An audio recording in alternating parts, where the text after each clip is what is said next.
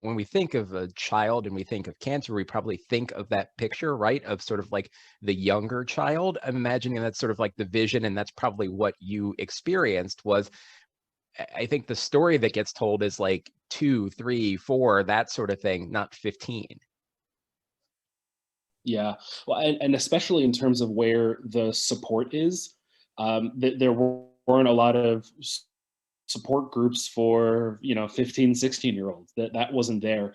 And that's where I found my home with the American Cancer Society and Relay for Life, and volunteering and sort of creating my own network through that, and finding support and guidance and kind of fulfillment through those things. But it didn't exist outside of that. So that was a strange place. Yeah. So that's where it helped to shape you as well and sort of shape what you did to start your, when you got past high school and into your adult life and into your career as well.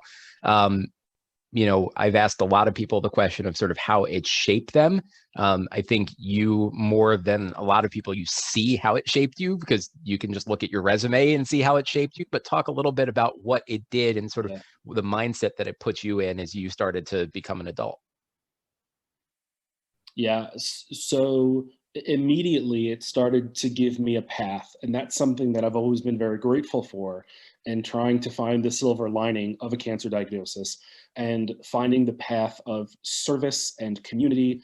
That was very clear early on, that I'm not a scientist. I'm never going to be a researcher. I'm never going to be a doctor. I'm not going to discover the cure for cancer, but I can find a path where I'm helping those people, and I can help them do that.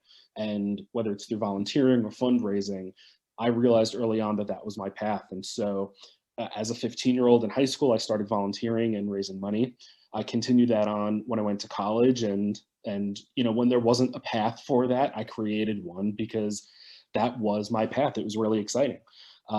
And during my senior year of college, when a job opened up with the American Cancer Society, it was just such a no brainer for me at that moment that this is what everything's been leading to. So it's always been the silver lining that I was able to find direction and purpose through something that, um, otherwise wasn't a great experience.